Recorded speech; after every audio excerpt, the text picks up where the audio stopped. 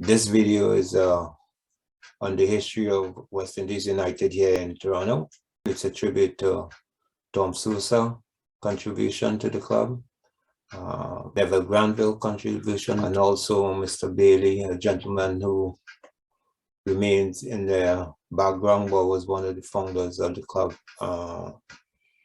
It's audio snippets from interviews taken from people like Derek, Sammy Samuels, Earl Boggs Nelson, Cedric Stone Johnson, Lazar Lowe, Derek Mello Melvin, and Junior Parker. A lot of the other people from West Indies were canvassed, but for different reasons, they were not available.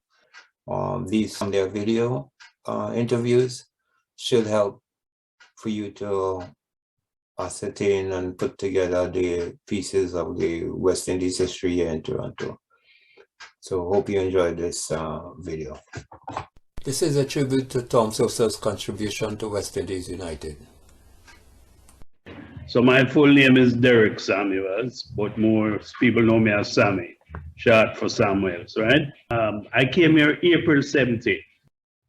So when I got here, I ran into Earl Nelson, popularly known as Boggs, and in talking and so forth and so on, he told me about this team, West Indies United, and that they were going, he would give my number to Neville Glanville, who was the coach of the team at that time. So I think the following week I got a call from Neville telling me that, you know, they were starting to train outdoors. So that was my first introduction to West Indies United.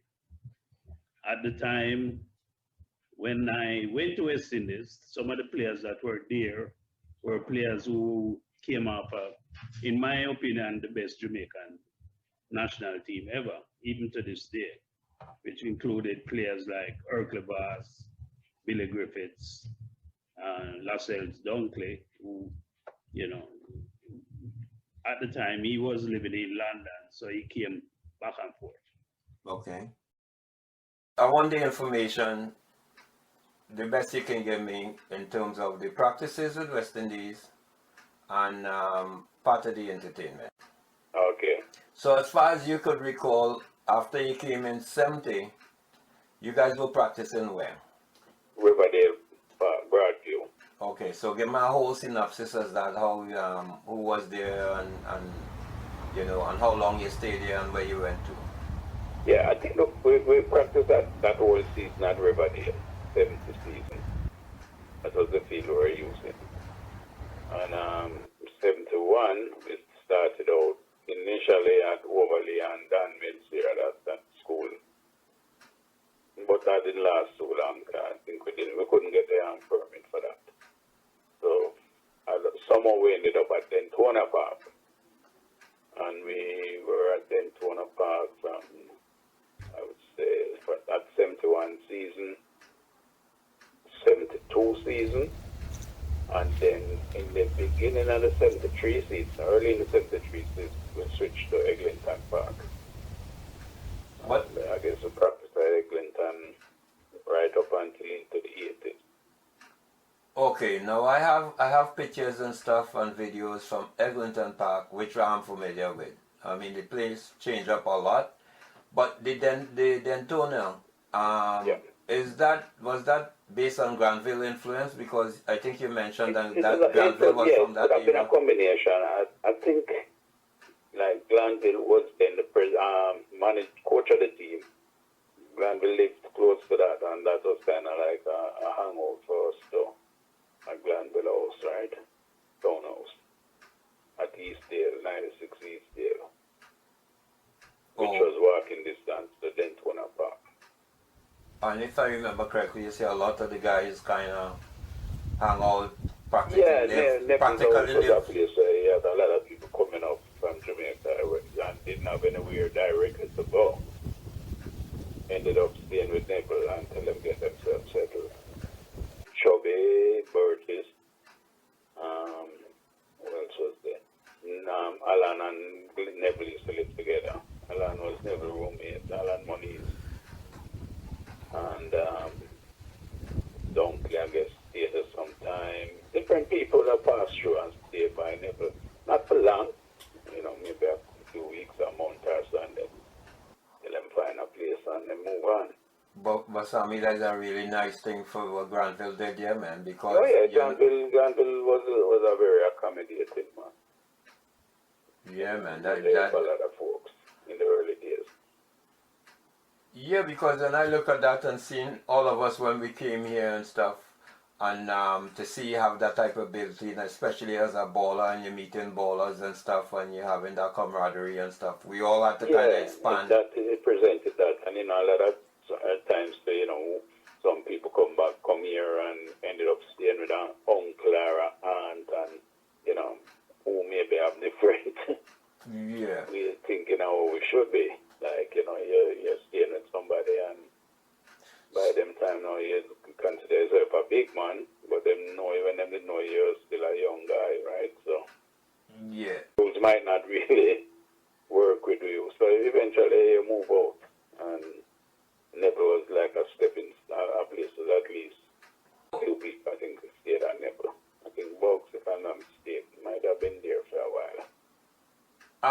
The entertainment now. Seeing that this hangout, I mean, that's something so nice in terms of parties and stuff. So where you guys frequent in terms of nightlife? Yeah, well, back then, even on a Neville had a basement, we used to keep away for like upon, the Iere, and wasn't so much into the big kind of fundraising events. Again, things was different them days, so you can't really get a liquor license so easy. So most of the things would be like a basement, you sell your beer and you make some money. Okay, and you mentioned even Hagaman, so even if that is on the small scale. Yeah, before Hagaman, I think we had a few functions like at Iere, which was on College Street. College and where? College and where? That Whiff Club burned down. I think it was in that year too, that the Whiff Club burned down. The hall you mentioned on College Street, where was that? Iere. That was on College Street. Just trying to remember College and I guess maybe East of Bathurst. It was the United Negro Improvement Association. It used to be, actually, I think it used to kind of look after that place, Dudley Laws. He had a lot of halls around the College Street area, right? Back then, we had a few dance. I know we kept a dance at UNI here. Whiff Club was right across, close by. And Ligor, who was a member of the club, he used to play the music in Whiff Club. So how did this Hagaman thing that you mentioned and how that come into play? Hagaman came in, I think somehow Neville got rented Hagaman, and we had a dance on it, and it was a presentation dance. So that would have been December 1970, I think. And that was the first time I remember going there. It had a different name. I don't even think it was called Hagaman Hall then. It had something to do with some Chinese kind of name. It's part of just Hagaman was in Chinatown, really. Yeah, you were telling me that was kind of Chinatown really before it evolved. Yeah, so we kept that. We had a dance there, the presentation that year 70, which was a big official, function. Mm-hmm. And trying to remember, I think, I don't remember if it was Ligor. It could have been Ligor or Pele, because Pele never said to Pele used to play out. You mentioned also the club of Eglinton too. What's that? The club of Eglinton. Yeah, well, eventually, I guess by then, now, with club burned down, Ligor, he used to play there. I guess he was like the resident DJ with club. Him decided him and Pele, and I don't remember if Offside was involved. Maybe about 2 or 3 of them, but definitely Ligor and Pele was the main ones who, I guess, rented the place and decided to open up this club, Sportsman, which was an Eglinton, almost exactly in front of Mali, right across from Okay, and do you remember how long you guys stayed there? Because I think you said I don't think relocated. he could have been there more than a year, if that much. Maybe a year. And what year you think that was? What year? Yeah. That might have been between 71 72 during that period. Okay, and you said he moved? And they moved the club further down on Eglinton, closer to Oakwood. But Okay. by then it was just Ligor. I don't think Pele was no longer part of it. It was Ligor club. Was it upstairs or is it the No, ground floor. So it's a straight walk in? Yeah, straight come in, yeah. I think if I'm not mistaken, it might be where Randy's place and Eglinton is today. Mm-hmm. It was right about there, so. So then again, I'm looking at West Indies track here now. If you mention that, that means that again that Eglinton Park, I mean that was your area now. Once you moved to Eglinton Park, right? And which you said I think that was 72. Yeah, we won't take Eglinton Park. 73? Time towards the end of 72. Okay, and that was it. That was your area because even when I came in the club, everything revolved around Eglinton Park. Yeah, Eglinton became the park every year. I don't know if we eventually got a permit, but Eglinton was our train. We're there every the whole right up until at least I would say up until about 82, 83. So what you're saying is 72 to about 82, 83, Eglinton Park was it? Yeah, Eglinton Park was the home where we trained. Seeing that you maybe was still around from Eglinton, where you recall where they moved to, or you already was out? What's that? When they moved from Eglinton Park. Yeah, I do. Yeah, that part I was not wrong. I think I kind of. Yeah, that was the new era of the West Indies. Yeah, that would be late in the 80s. We had an executive. We didn't have a president as such. And at that point, it would have been late 70s. We never had a president during that era. We kind of got away from the whole idea of a president. Mm-hmm. It was more a kind of revolutionary way of thinking. So we had like accounts. I mean, we all kind of cross over to different. Nobody never have any ones. Maybe the one specific role might have been Alan Money. He was a treasurer and look after the finances. Because it comes to finance, right? It needs one person to kind of focus on that, right? Mm-hmm. So fundraising, basic group. It was made up of Bob, Daisy, Louis, myself, Alan, or Lance, and I think Bully.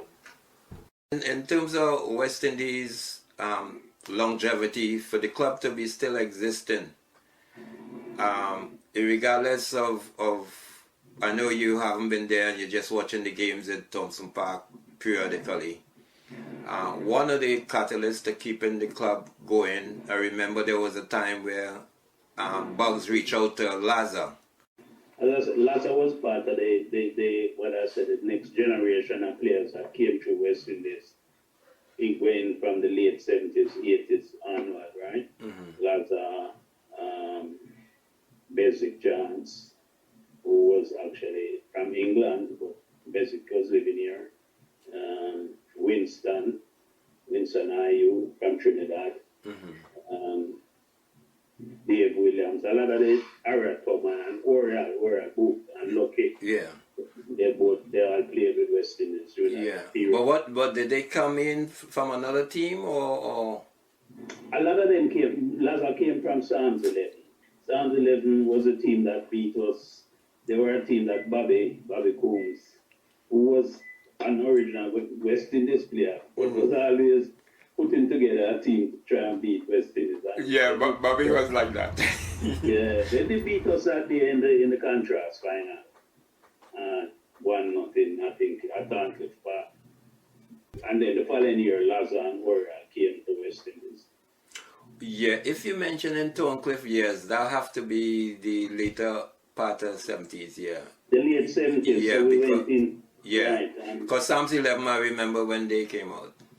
right. And then we had this, I think the Iere tournament that year said when they first came. Mm-hmm. And we played at Lamport Stadium, and the Trinidad Defence Force team was up here. Mm-hmm. And we played them in the final. And I think we beat them in the final. So it was a good start to the season. Yeah, and that was Lazar indoctrination into. Yeah, Lazar was on that side. Gavin, I forget what Gavin's last name was now. Gavin was a good centre half. And we went back to Trinidad organization. Cat was another man, a good young team. So those players they move to West Indies. So Sammy, that was an influx of younger players. That was kind of new blood. That was a Yeah, it was a new, it was new and, blood. That's what I said. It was like another generation now coming in. And a lot of them came from the Tubman organization. But Tubman had a good young team. So those players came over to West Indies. Okay. Dave Williams and Mike Nicky and a few others. For Lazar now, how Lazar blended in with the older guys? How? Like he was there from day one, right? Lazar had the personality that players took to Lazar. So in the world of members, Lazar has that kind of personality where I think if people reach out to him. So without it's a natural ability, man. And I think that is kind of what and the commitment him have to the game, why him have so much success today as a coach, Mm-hmm. So yeah, in terms of the Granville guy now, you say he was. Yeah, what I was saying to that thing was that and I guess the same thing could be said for Iere too. I'm not sure. I know I heard once what the term Iere, what means where Trinidad is. Yeah, it's a. I just learned it from Tony Scarrett that Iere is a Trinidad term. Barbados was Barbados. Mm-hmm. So now what I'm saying is that the West Indies United name was always never Glanville, always insisted we never get away from that because he believed in the unity of the whole community, So we shouldn't identify as, although majority of the players and stuff were from Jamaica, it was a West Indian team. Do you think that is attributing to your clubs the only one that still is functioning, although at an older level, yes, but it could be, it could be, maybe that is the reason. I've often wondered, and I guess today people like Bugs keep it going, and yeah, people came in afterwards, like you mentioned Lance earlier, but his brother, younger brother, Donahue, who passed away a few years ago.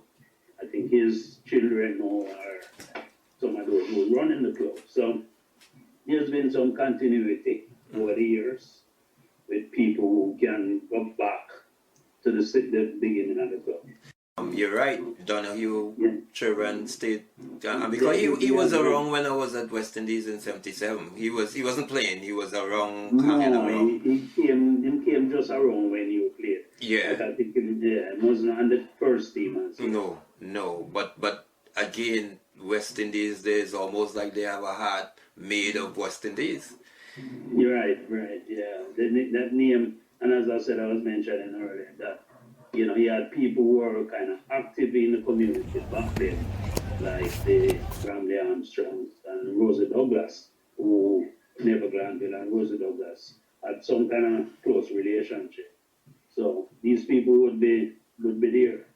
Yeah, and that's the history is important. It is really, a person I remiss to not mention, but from back in the early 70s, was Kuma Concept player who came here from the Jamaican national team, and he played perfect semi-pro. He didn't play for West Indies in the T&D, but you could say he was a full-fledged West Indies person too. He played in the contrast games, right? And he went on to play for the Metro Square, which won the National League, North America, Kuma came here to play for Sudbury in the National League, but living in Toronto still, he trained with us, and most of us knew Kuma from Jamaica. He played with Sudbury, then he went to Toronto, Croatia, and he played with them right up until they became Metros Croatia when they entered the North American League, and they ended up winning that year. I don't think he finished the season. There were some issues there, but he was part of the original Metros Croatia team. Yeah, because he was part of the coaching staff when I came there. It was Dunkley, and him and Junior were the two assistants. Right, him started coaching, and he eventually took over. He coached the team in that 78. It was Arthur IDQ who was coaching, and then Kuma finished the season. Kuma coached, I would say, maybe 2-3 seasons at West Indies. Okay. And over the years, different people have coached. Chubby coached, I think, one season. What about Chubby? Where's Chubby now? Where's Chubby now? Chubby, still around, still here in Toronto. Do you remember the name of the team? Wasn't it the team that lost in the final to Unity? Real United. Right, I remember the region final. Dunkley played in that game. That was, yeah, because Chubby, I guess, had left the West Indies and he started his team. And he had just who played? Carl was on a team, Carl Martin. Loney played too. Loney. Yeah, it was like an all-star team, right? It was an all-star team. They only lasted one season.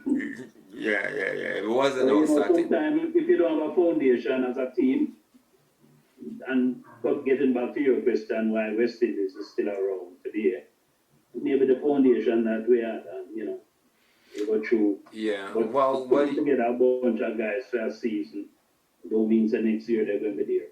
and you have to, you really have to give Bugs a lot of credit, and he has a good worker in Stone.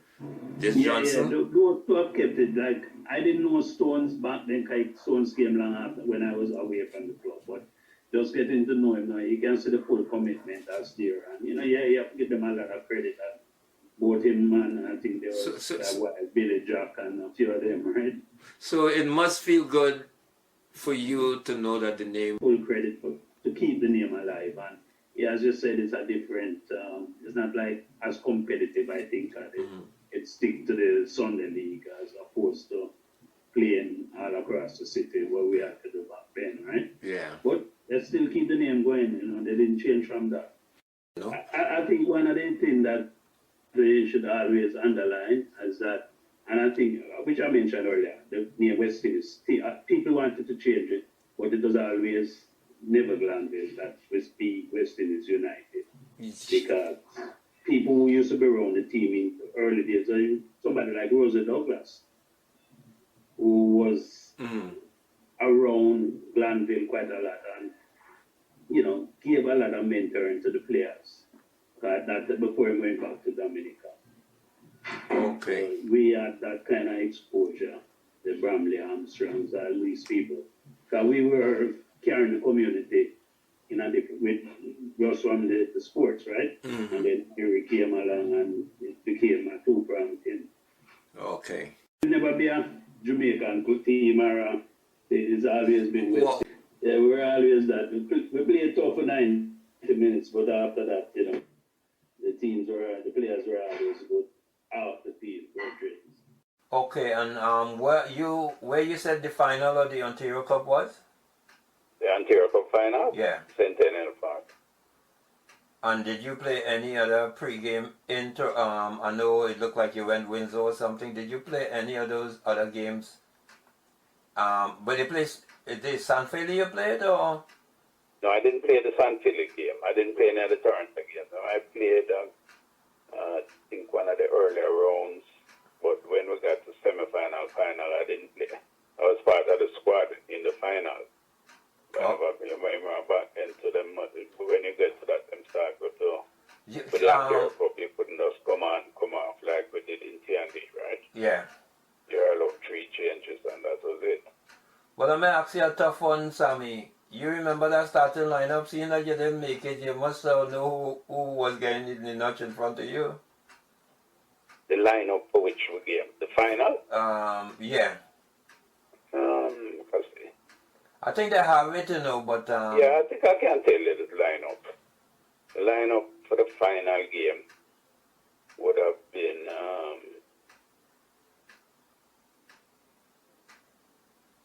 Heat 4 right back, Earl 4, Alan, Roddy Fries, Roddy right, left back, Mitch in goal, Mike Mitchell in goal. We're playing 4-2-4. Mhm. Chubby and Burtis in the midfield. Arthur left wing. Dunkley and Prendes striker. And Carl Martin right wing. What, Sammy?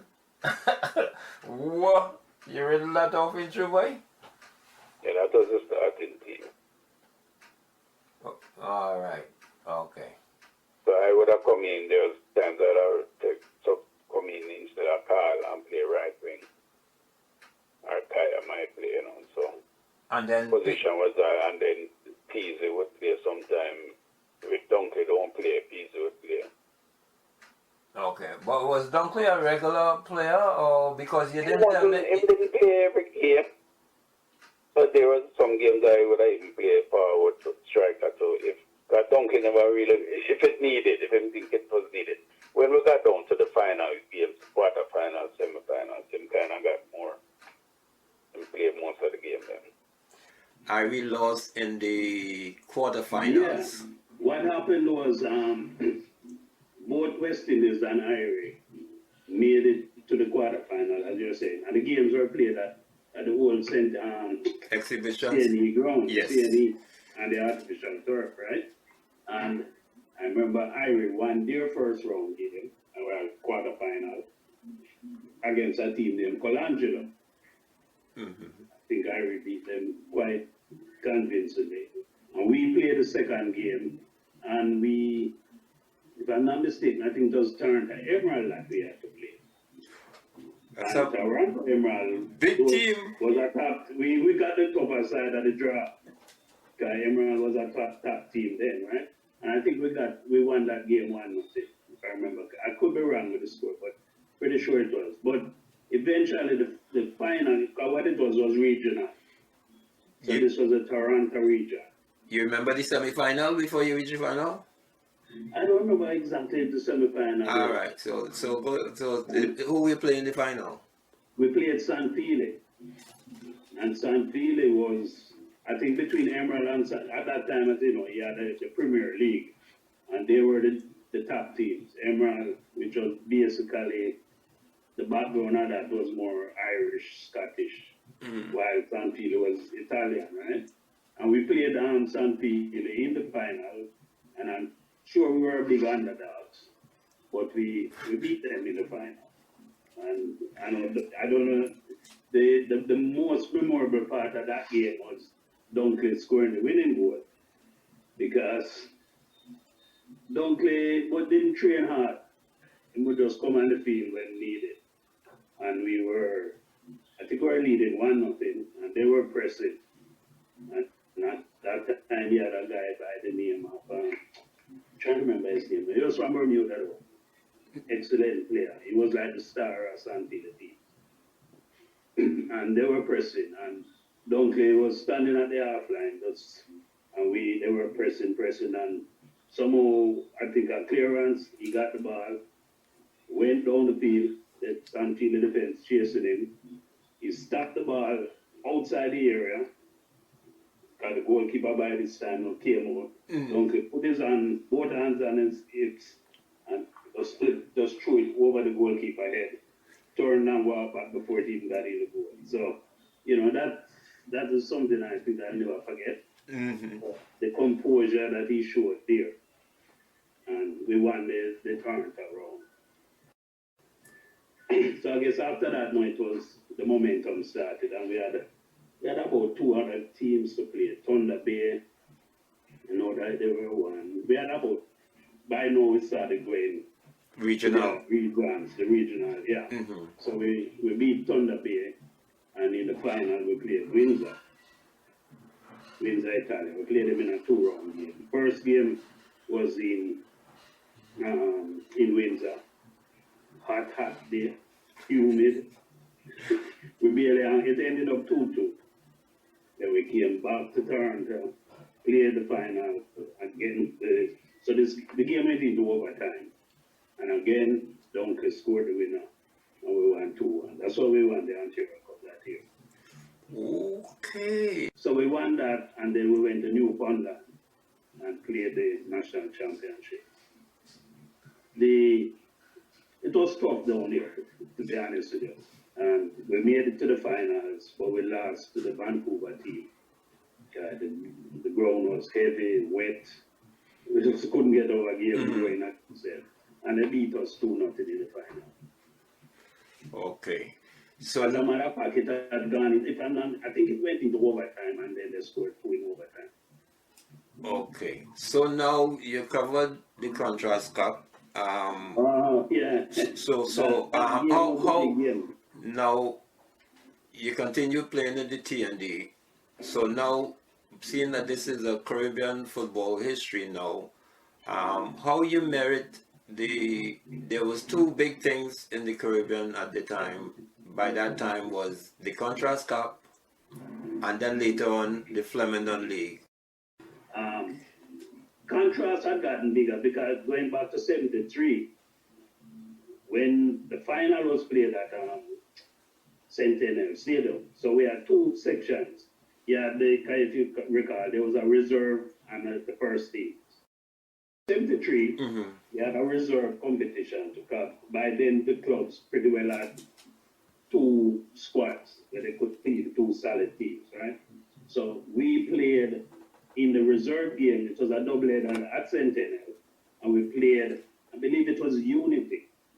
I'm not 100% sure, but we won the reserve division game, and then the feature game was the 2 first teams, Iere and West Indies. So that game was like, because we had gone on to win the Ontario Cup, so Iere had something to prove. It was a tough game. I mean, I can remember Vivian Mansell scoring a goal that day that, to this day, you know, the left foot.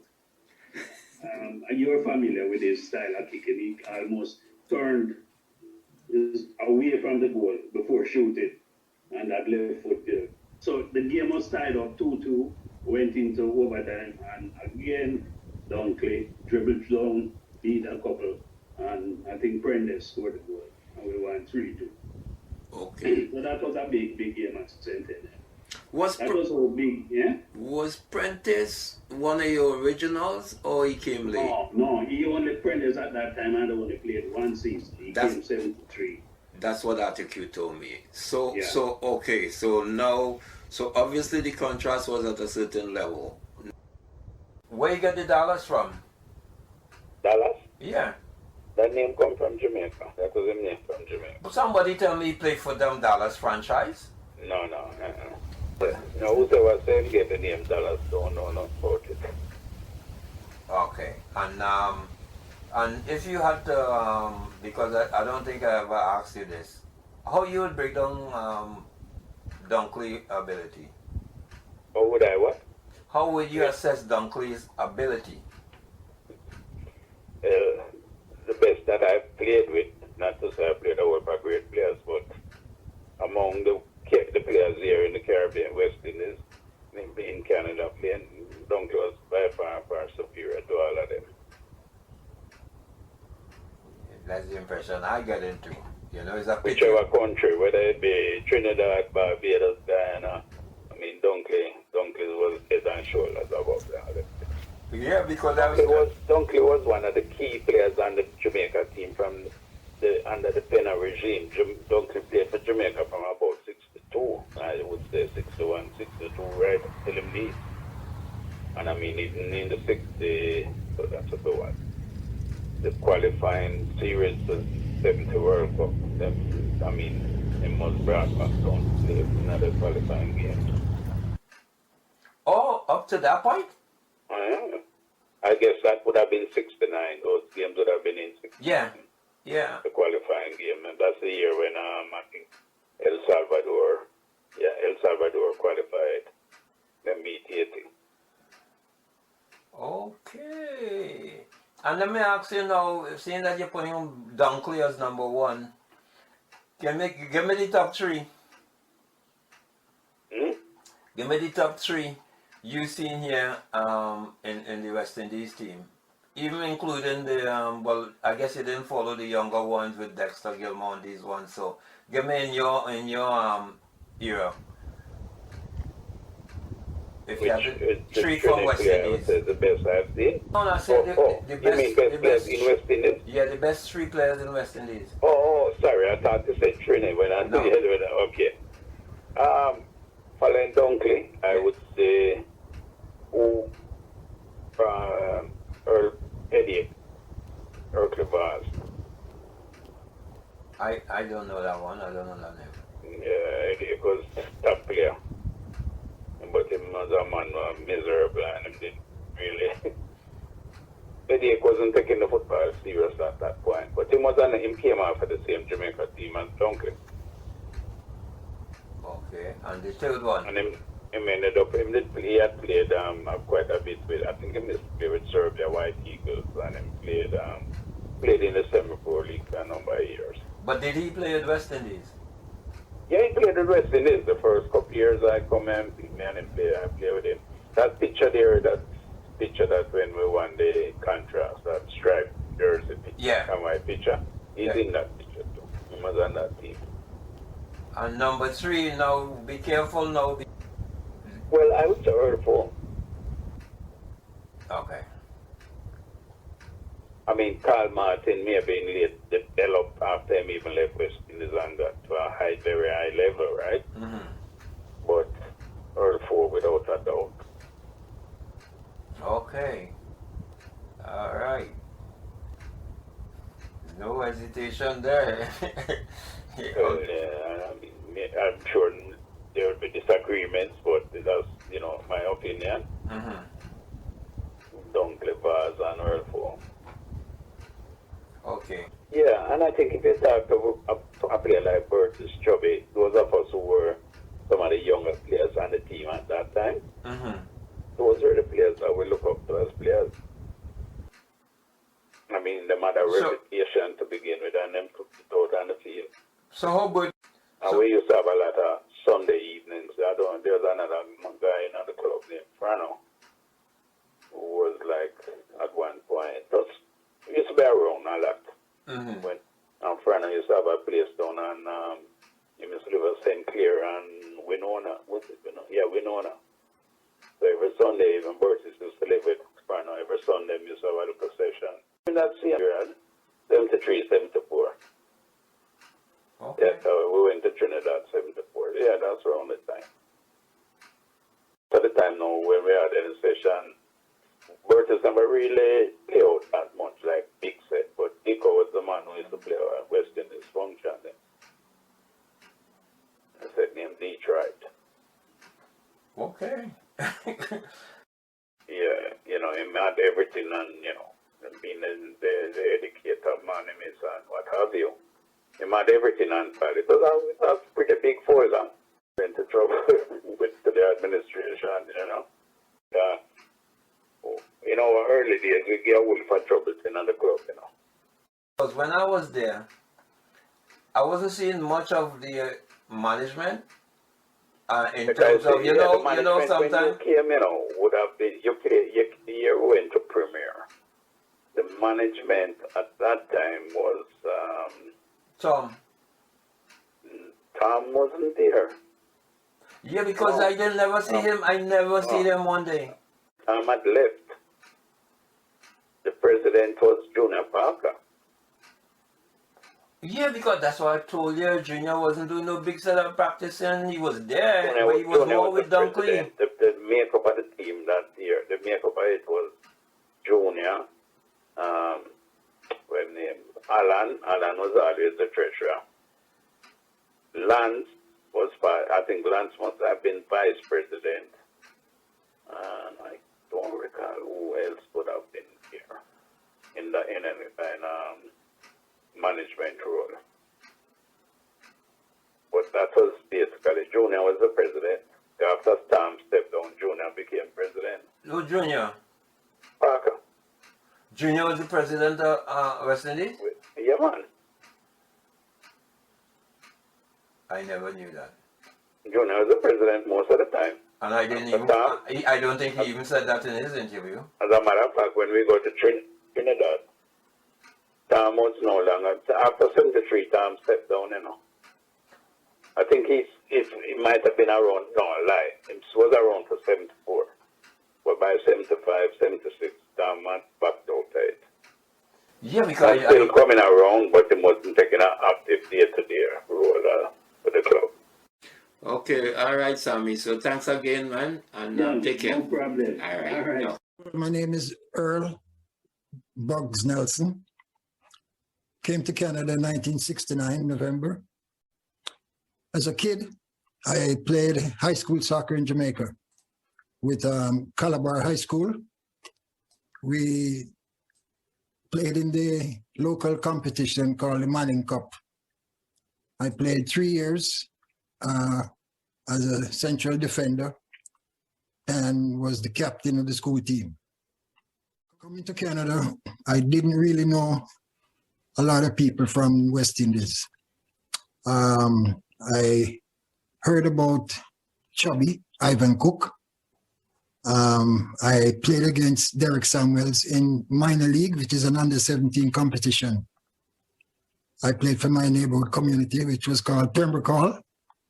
And Sammy played the Golden Aces.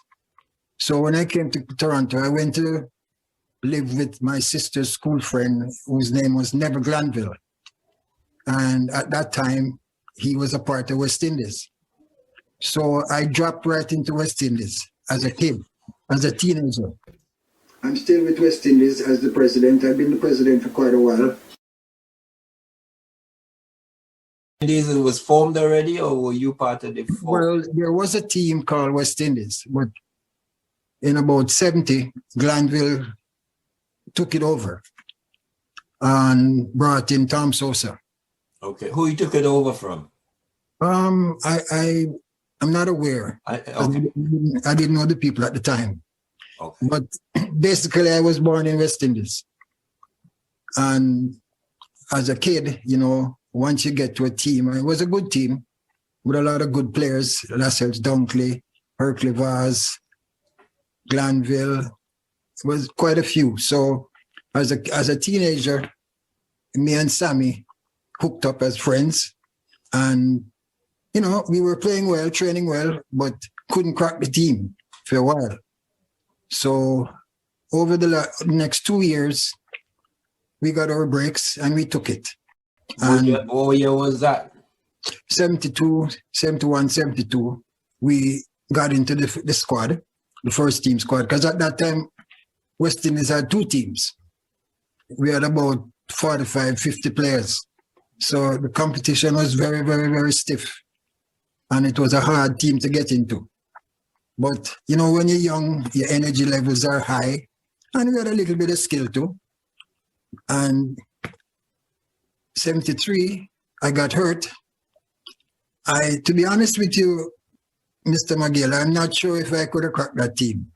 Well, that's what I'm now going to ask you. So I guess you were willing to wait knowing that there was quality players ahead of me. So Yes. you wasn't disenchanted or waiting or anything like that because you knew there was quality there. Yeah, I had no choice because that was my life at the time.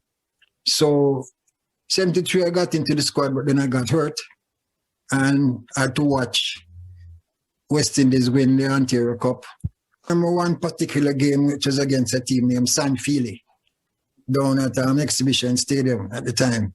But then we also played in the contrast because the owner of Contrast, Al Hamilton, gave us some money, and there was a brother named Rupert Dash. If he didn't play in that league, he wasn't playing soccer in Toronto. And once the Contrast League died, then and the Street Boys League continued the exodus and development of black soccer players over the years. And that league was really competitive. I never missed a day of the Street Boys League. It's all right. You're a soccer midget, you know, and if you're a soccer player, you're going to follow good soccer. And the community, and it was a lot of crowd too. Yes, and it was always jammed. And you always had a Trinidadian section jamming down in the corner. So, and half of West Indies was, about a third of West Indies was Trinidadian players. Because the name West Indies epitomizes the Caribbean. We had players from Guyana, Barbados, St. Vincent, Trinidad, Jamaica. So we even had a guy from England played for us one time, a white guy named Wiley, who came from England, and the TND sent him to West Indies. He said he wanted a team that plays good football, and he came to West Indies and stayed with us for quite a while. Wow. He even played in Contrast. He played in the Contrast Cup too. But you know, it's kind of refreshing, and even today, with the passing of the Street Boys League, which was very, very sad, because as Caribbean people, you know, we have to hang out, we have to have a line and watch the good football, and that wasn't there. So over the years with West Indies, me and Sammy and Peasy, we became the administrative part of West Indies. Once Glanville and Sosa and Junior Parker left, we, as youngsters, we took over the club and kept it going, and we put a team in the TND. We had a team in the Torrington District Soccer League. Was that the team? There was a little hitch or a little transformation in West Indies. When the transformation is, you incorporate, it seemed like West Side with Shane and Yes. Dexter and these guys. Well, And we had two teams. it was two We teams had still two at that teams. time? We had a West Indies A and a West Indies B. The West Indies B team was a bunch of youths that used to play up in North York, which was Dexter, Mothers, Shane. They played under 21 for a while, and then they won the league about 3 or 4 times, and they refused our registration. So When you say refuse your registration, what do you mean? They didn't want to play up? they didn't want us to play. Or the league, because you were dominating the league. Yes, and in the TND now, we got the Powerhouse. That was done in your team with TC and those guys? Yes. Okay. So Powerhouse had some players from West Indies, and the bulk of West Indies went to West Side. So a couple of years went by, and Donahue came to me and Billy Jack. Let's deal with the youth thing. How is the youth thing? You had I think it was a under 17 or under 19 team that was playing out there somewhere called West Indies United again, and that's not that long ago.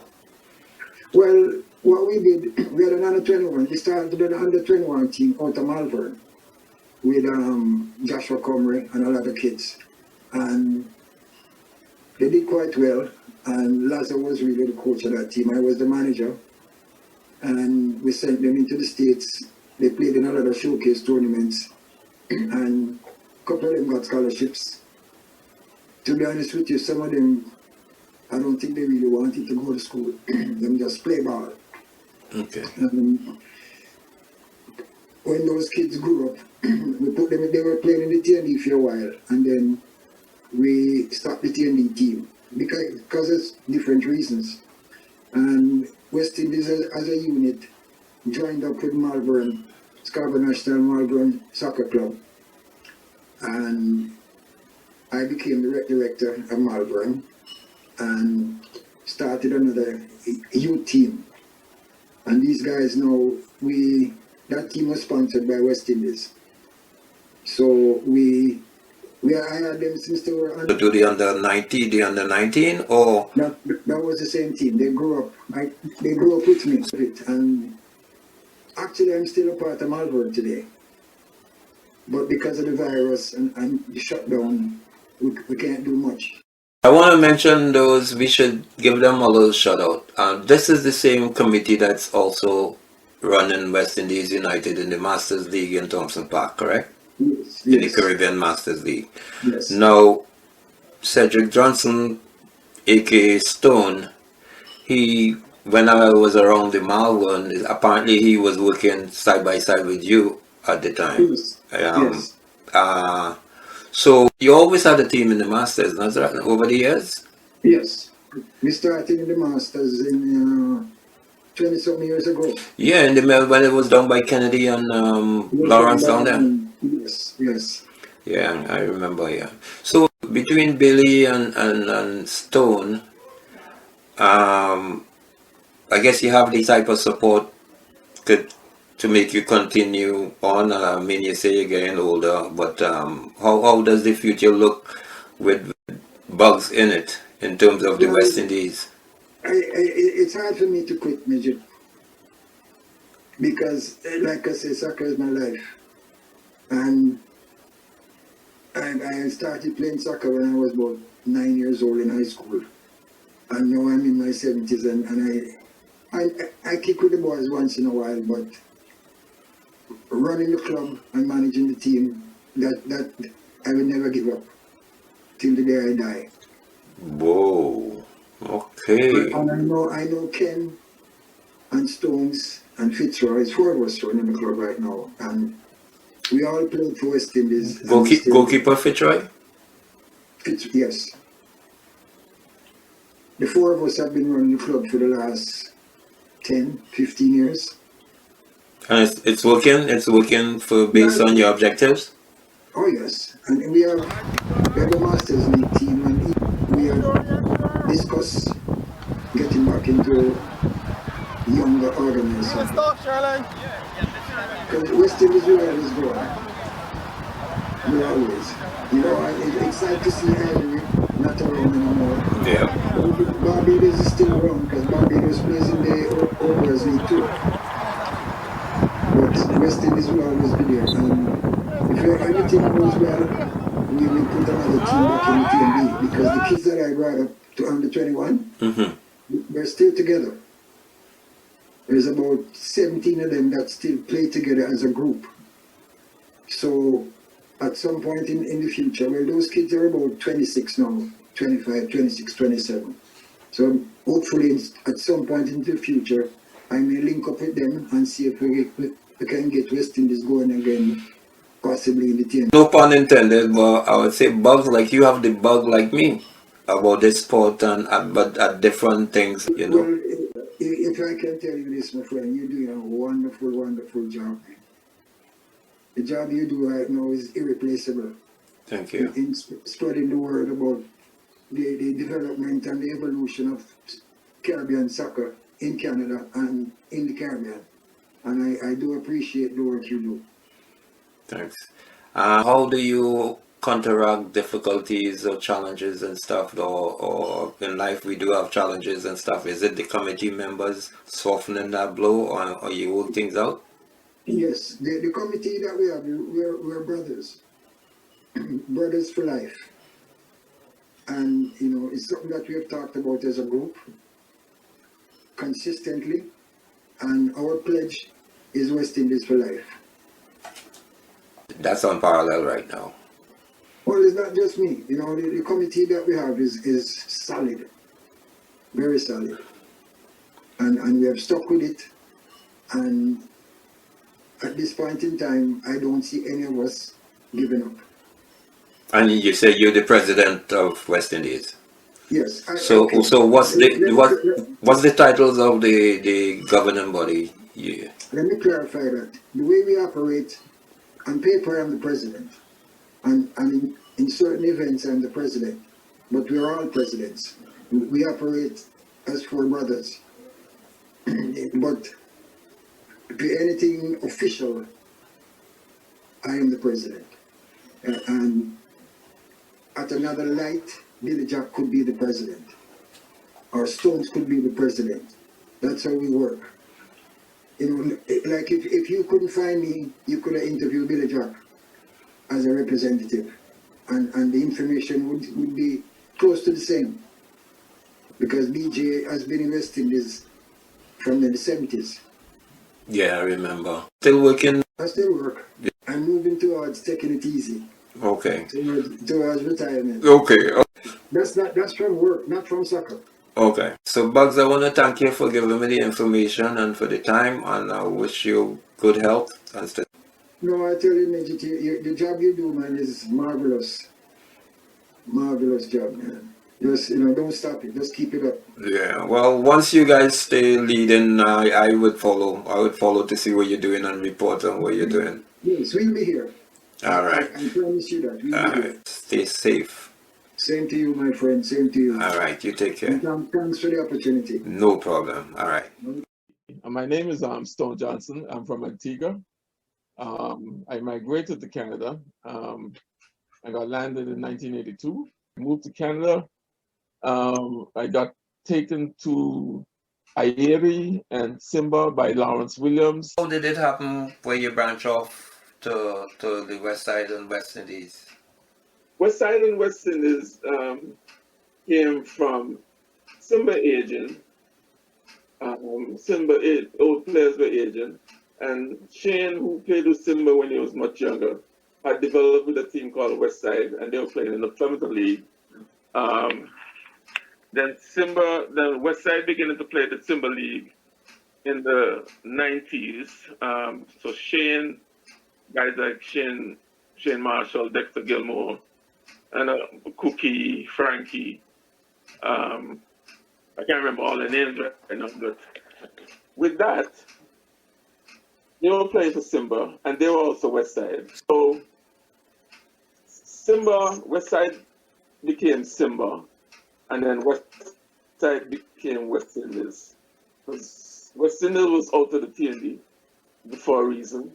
Then West Side players began to link back with West Indies, and that's when I joined West Indies. They invited me to join them, just to practice with them, because they came to Simba practice, and there was not enough people, so which was at Concord Park. So we said, they invited a bunch of us over to go and train with them.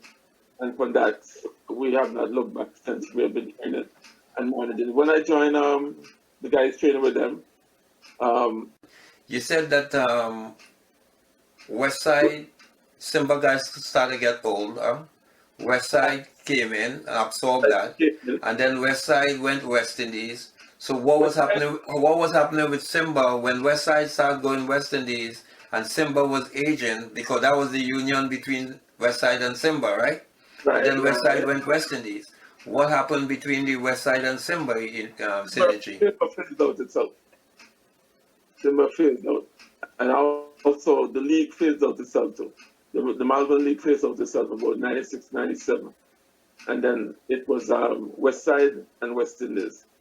And then when that happened, they invited me to manage the West Indies TND team. Well, back then, but also when I did join that, West Indies created an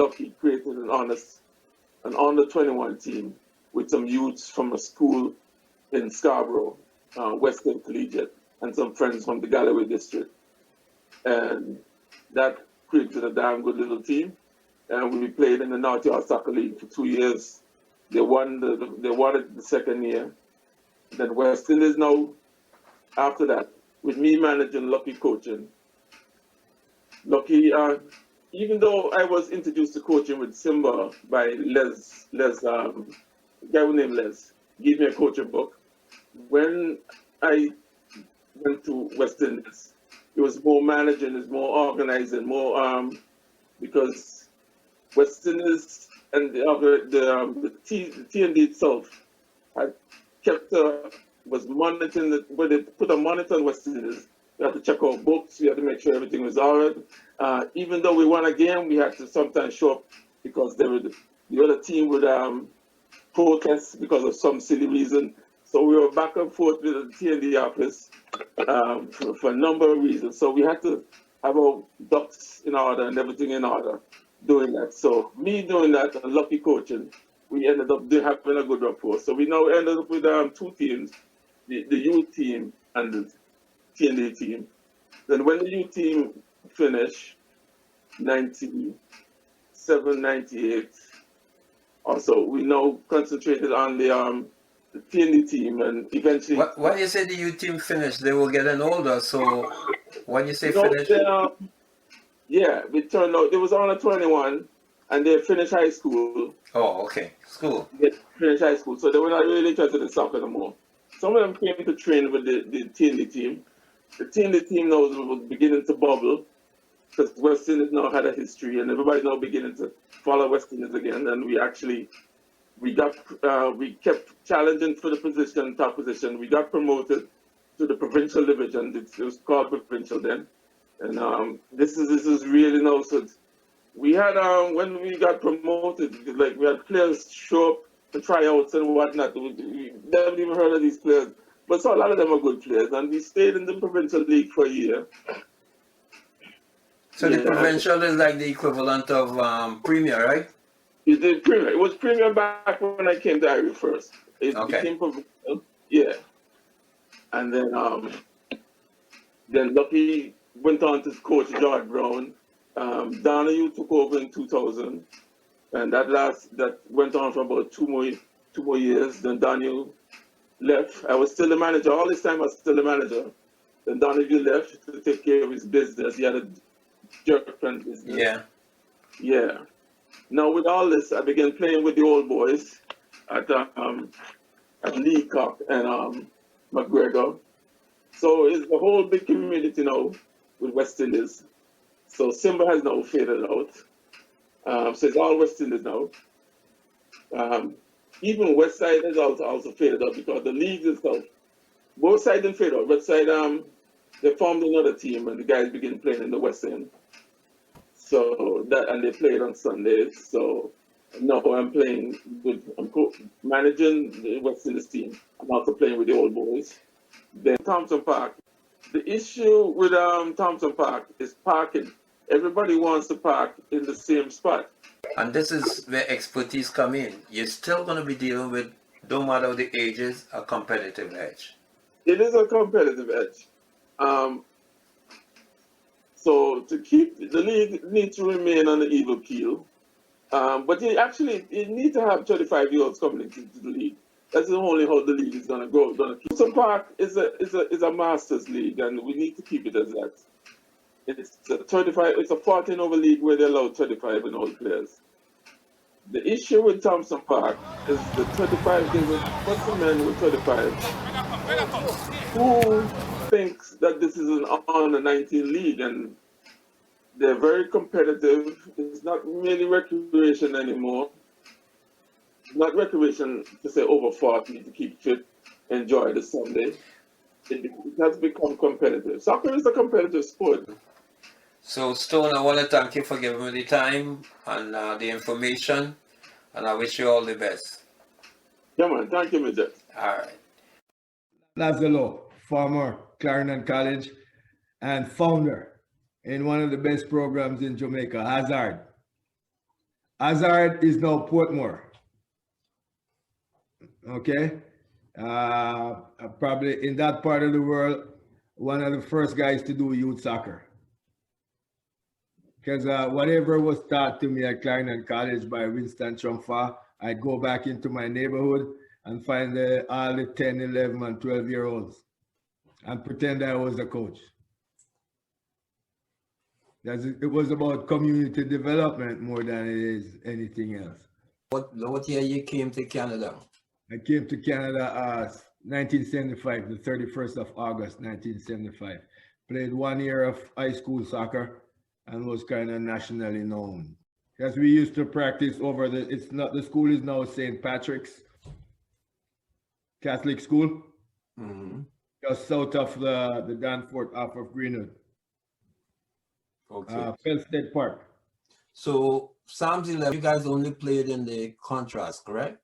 And we played in the contrast and also in the Spanish League at St. Clair and Caledonia. Okay, actually, it was a very good league. There's two divisions, the second and the first division. We started out in the second division, cleaned it up, and then got promoted to the first division, and then everything disintegrated after that. Maybe Bobby could tell you. The contrast was a knockout format, so you progressed and you remember the teams, but this West Indies victory seemed to be very much in Palms 11 40 in terms of the history books. Yeah. I mean, when I joined the team, after, right, I knew other players who were around who we invited into the program to make it a stronger program. Bobby said you invited him as the coach. He brought him in as the coach. Yes, because Bobby's background is legendary. Jamaica national player from Cavaliers, very technical, all right, ferocious defender who has the mindset with a winning mentality for everything. We beat West Indies in the final, one fall over at Thorncliffe Park. Okay. Yeah. When you came in 75, were you aware of the 73 victory and you still pursued it was after. I was aware of it after, because I joined West Indies after it looked like Psalms 11 wasn't going anywhere.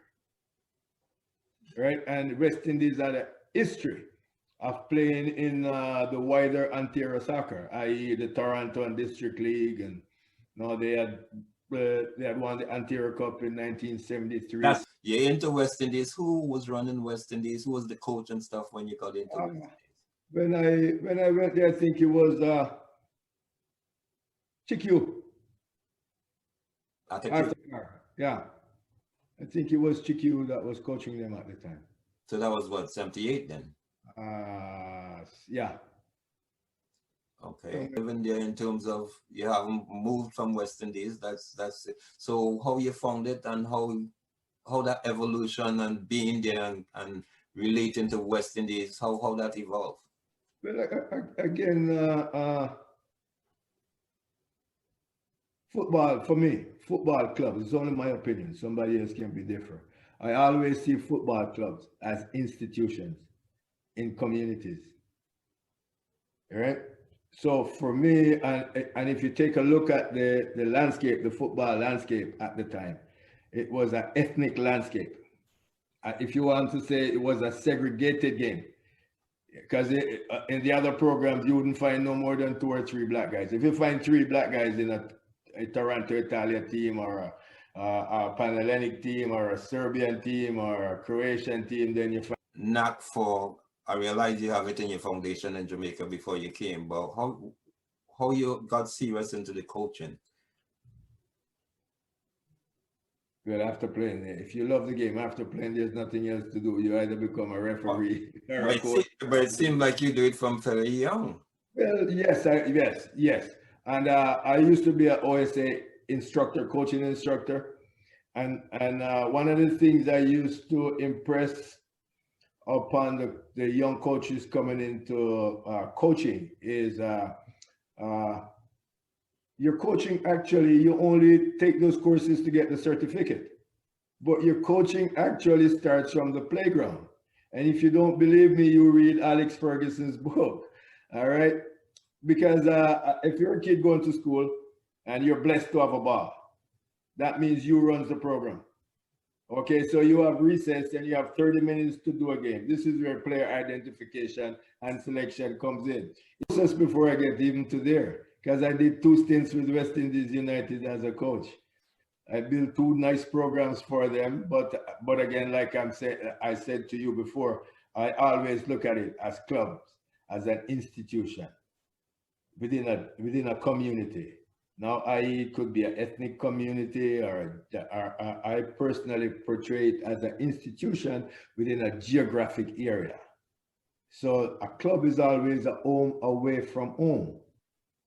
You know, one of the things I like doing right now when I watch football, I like watching Bayern Munich in the Bundesliga, because at some point in time, the camera goes to the stands and you see all the old players, the Rummenigges and the Beckenbauers and the Oliver Kahns, okay? And so it portrays the legacy of football. I remember with West Indies United, I brought them to Malvern for the sheer purpose of having youth programs underneath them. Because you can't do senior football without youth programs. And you can't do youth programs without senior football. That is the message I'm trying to get across. All right. So with West Indies United, when I brought with the second time around, I had two teams that I think I had. I had Mark Oit's team, was an under-17 team from North Scarborough. And I had Kali Cumry's team, Dana Hughes Brothers team from West Rouge. Mark Oit's team was relegated from the OYSL. That was the highest level of youth play, Ontario Youth Soccer League. And Kali's team was going through some disruption. They only had 6 players. Mark had maybe 9, even though there were 2 different age groups. So I took him over, put them together, played in an under 18 age group. So I guess you were good at maths too. Well, I can only count up to 11. That's the amount of players you need on the field. As the guys on the bench, you don't even count them, right? Yeah. So I put them together, win that league with about 6 games to go. Move them up the last year of their youth soccer back into the OYSL. Okay. And then I'm figuring out what am I going to do? Actually, what am I going to do with these guys? So I contacted West Indies United, and I guess Stones and some of them were over at Malvern. All right. So I told them we'll play one group in the OSL in the senior men's competition. One group in the under 21. I think the under 21 group had won, and the older group finished 4th. At the time, GS and those guys were like running rampant in the league. The second year, out of a 22 game schedule, all right, the senior men's program was 1 point out of first place. And then I just walk away and leave it. The other part of it is a different story. Yeah. We don't need that story, but the thing is, it shows you it's a part of the destruction that can happen if the football is in the hands of the wrong people. Yeah, well, we got to get back to the youth thing. I think Bugs is telling me they're thinking of it again, and although I went and covered the Mellow Masters League, it's not my comfort zone. I have to feel more comfortable knowing that there's development there. Years ago, I think it was Rye I was talking to, because they were running the Flemington League. I think he was running the Flemington. Yeah. Short, fat guy. He was running the Flemington League, and I was talking to him. At the time, it cost $10,000 for the registration fee in the Old National Soccer League. And I presented him with the idea of maintaining the Flemington League as a development league. Take the best players from it, okay? Create a National Soccer League entity, okay? Rent Birchmount Stadium for maybe 8 hours on a Saturday or Sunday. Play one of those games from the Flemington League as a warm-up game, play the National Soccer League game, and a couple of youth games. Because at the time, and I heard Sammy's interview with you, and he's talking about how his son played youth soccer. At the time, all right, once you start having families, then people start moving away from the West Indies, and they start moving away from the Irish. They have to go where their kids go and play youth soccer. And I'm saying, why don't we have them all come into West Indies and create youth programs? So now you will know where to find your next team after age 15. The game will change somewhat. And hopefully in Canada, it will change for the benefit of the young Canadians who play the game. And this is our gift to humanity. This is football. This is what we do. And we help it. We use it to help benefit mankind. Other people can use it for what they want to do, but Laza uses the game to benefit or the upliftment of the human spirit. Okay, Laza, was nice. You take care, stay safe, and let's stay connected. Absolutely. All right, so take care. Yes, boss. Have a good night. All right. My name is Derek Melvin. Jamaican, came to Toronto in 1967 from New York. I spent 4 years there. I've always been interested in soccer, so when I got to Toronto, I got right involved. I started watching West Indies United because I knew quite a few of the players that was there. Now, I was not a player myself, but I was a fan. I could say that I was a fervent fan. Did you go around West Indies? How soon you went around West Indies? With West Indies, because I've always been in love with soccer. And my friend, Mr. Patrick Smith, known to everybody as Schedron. As a matter of fact, it was Patrick who invited me to come to Toronto. So I got right involved with United. I watched from about 1968. 68 was West Indies in competition when you and Schedron went around West Indies. Were they playing in competition? And if so, what was the competition West Indies was playing in? Because now you're talking about 68. Right. Well, they were in the Toronto and District League. The league was called Toronto and District League. If I remember correctly, there were one team, there are two teams, one in Division 1 and one in the reserve division. Okay. All right. And any of the players that were around at that time, was Schedron playing? Yeah, he was playing. And there are Junior Parker, for example. Junior Parker, Dadas, Dunkley. That's what Dunkley was played. A player coach. Junior had a brother, Pancho. Yes. Played a bit. Right? Yes. And there was, well, Sammy came later. And well, Sammy's name is Derek Samuels. And PC, Louis Robinson, came later. Then he had Arthur Kerr, we knew him as Q. He came a little later too. Then that's as far as I Was remember. Mitch there? Was Mitch there? Not yet. Mitch came in '73 when West Indies won the Ontario Championship. Who was the keeper? Oh, Mitch. We called him Pele. His name was Carl Hans. Carl Hans. Right. He was the goalkeeper, and then Mitch took over. Well, we missed if I didn't ask you now. So, did you join the club officially, or you're still supporting? And if you joined officially, did you see the transition between the Granville and the Tom Sosa? Yeah, I didn't really join the club as such, but I was at all the functions that the club had.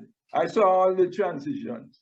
I saw when, Neville Granville was involved. And then after Neville left, Tom Sosa took over. And then West Indies United went all the way under Tom. Tom was a hell of a good administrator and organizer. Okay, so seeing that you're a supporter now, you can give a different vision. How was that? You followed them all the way in that development to winning that Ontario Cup. How was that? Well, as far as I'm concerned, that team is the best Caribbean team I've seen up to date. They had excellent communication. The players were potentially very good, but the communication between the players was excellent. Players like Never Bell, who we call Bertis, Chubby Coke, right? Carl Martin, Earl Foe, and his brother, Keith, right? Keith Foe, right? You had Donald Pierce, Clarence Prendez, Kuma. I'm not Kuma. What's his name again? Well, Q was on the team at outside left, and outside right was the picture. The man's picture is right in front of me, but the name I'm missing. Okay, That's good enough. That's good enough. So you experienced the formation at Iere because it developed a rivalry too. Yes. There was a good rivalry between Iere and West Indies. The games were well fought, but in a friendly manner. You know, it was good to see that after the games, the players exchanged handshakes. Yeah. Exceptional people were like Mangi, the two center halves, Ronald and I forget the other one's name. Victor, right? That's right, Victor. You know. Yeah, those are the Neville Bell Bertis joined Iere, and I watched them play, and it was a joy to see how Bertis and the other guys got along great. I stood at the sideline and I had a smile, right? And then I can't leave out Midget. We call him, you know, Alwyn. Alwyn, who affectionately we know him as Midget, joined. And so the whole soccer scene at that time was a good one. You know, I left a lot of things that I had to do. And when these games were being played, I was there. What happened with your affiliation with West Indies? And so you were still doing the West Indies, the Antrim, the Magic? Well, I mean, to be quite frank with you, West Indies did for me what no other team has done. The thrills I got, the camaraderie of the players. As a matter of fact, even today, you'll see at the field, at our soccer field, I still get down to the West Indies camp because people like Bugs, Earl Nelson, is still around, and I know quite a few of the players. So Natalie, yeah, you know, as you know, Natalie's late father, Donahue, was always a member of West Indies. So I have this soft touch, if you can call it so. West Indies, what you may not know, people like you. You know, I've always had a lot of respect. You know, I'm a person who observes people, and you know, and I mean not say much to the person, but I know what I know. Yeah, and same for me to you, because as I said, you never really say much. All these names are here and stuff. I just check you. I took pictures of you and stuff. But the respect was always there because you always kept yourself a certain way. But we gotta keep riding this tide with this soccer/football here and see what we could come up with. So no, we good. We're good. Yeah. We're good. We're good. Yeah. All Take it. right. All right. Yeah, you too. All right. Bye-bye now. Bye. My name is Junior Parker. I came to Toronto in 1966. So I understand you after Knights of Malta, you went to. That's when you joined West Indies. West Indies, yeah. What attracted you to West Indies? First of all, we had Tom was in charge. Tom Sosa. Yeah, Tom was in charge. He was president of West Indies at the time. And one thing just led to the other, and we just took it from there, you know. And I mean, we didn't have the best team starting out, that's for sure. But as you go along, you knew Tom from Trinidad? I knew of him.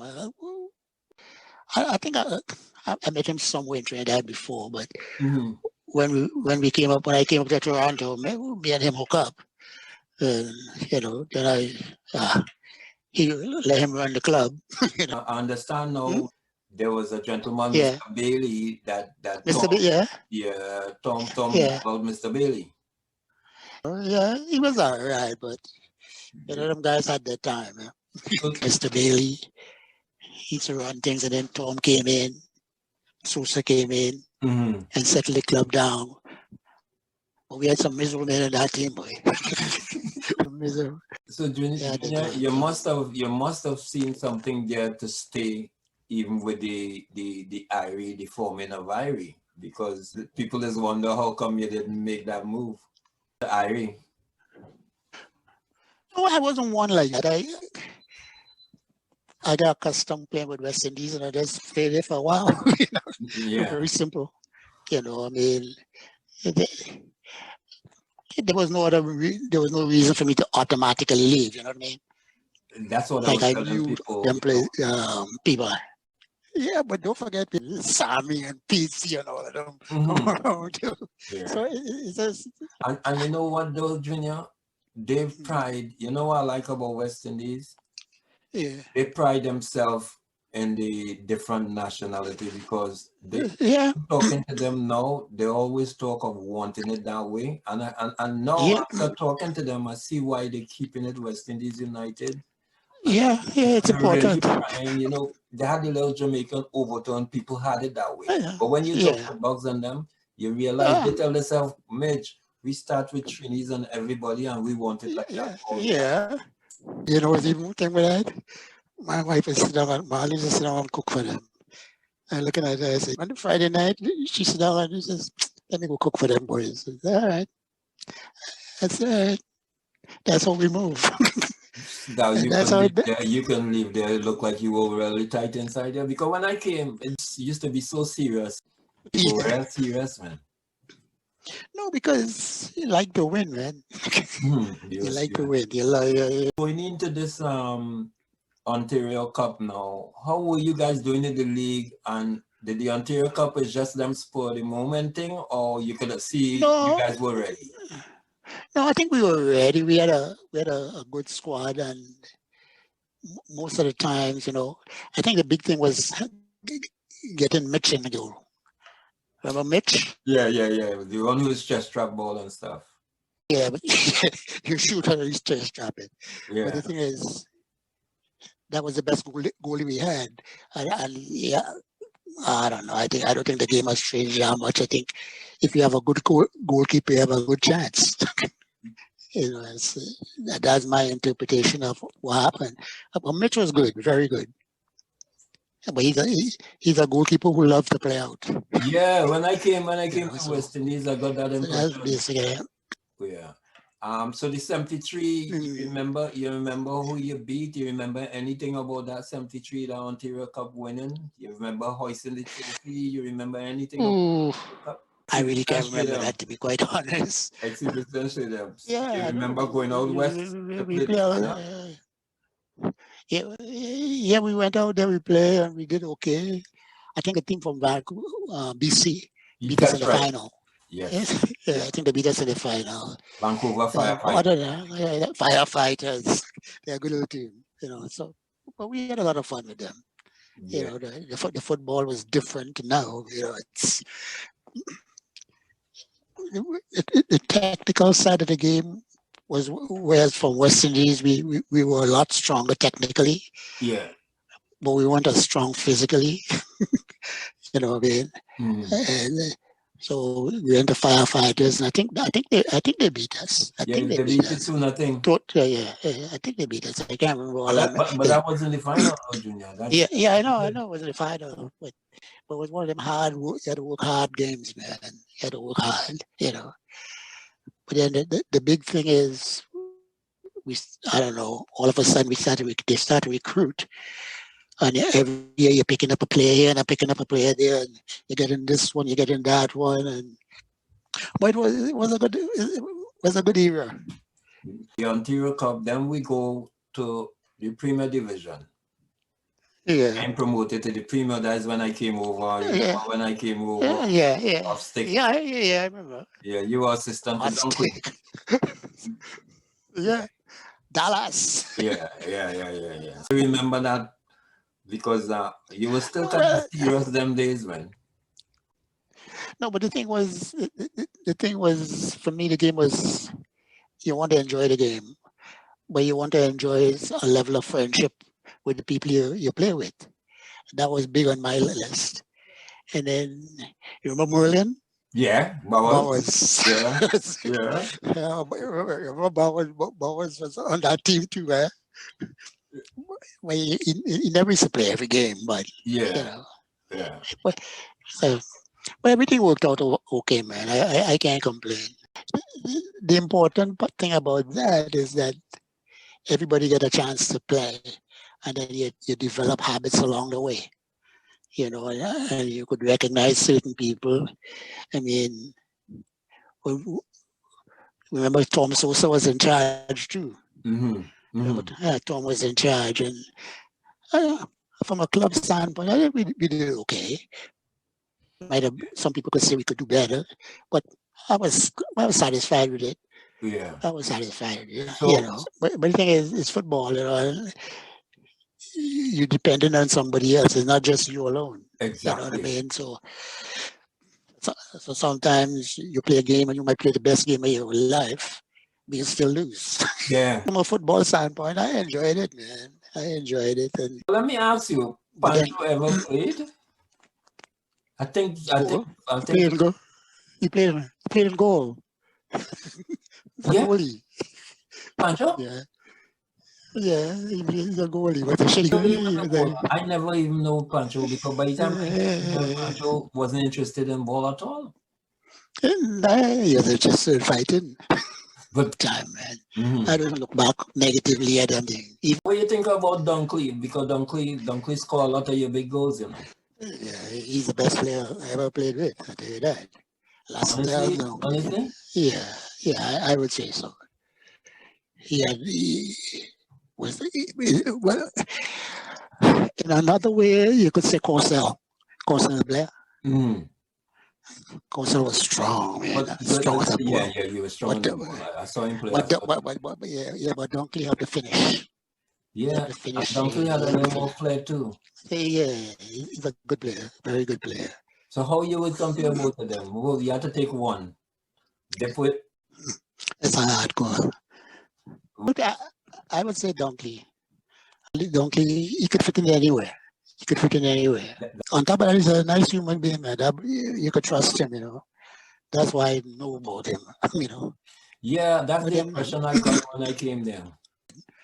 Actually, he was the best player in West Indies United. I know that for sure. I didn't think you would get much argument, you know. No, there are no argument in that one. The only one who might be close to him must be Cosell Blair, maybe. But Cosell didn't really play with But he ain't play long enough. yeah, To to a come good to player the come along, a Donkey come along, or Cosell Blair. Them was good players, man. You know, they're different. Well, Then- hopefully we link up sometime soon. All right, Mitch. Thank All the you. best, man. All right. Thank you. Bye. Bye.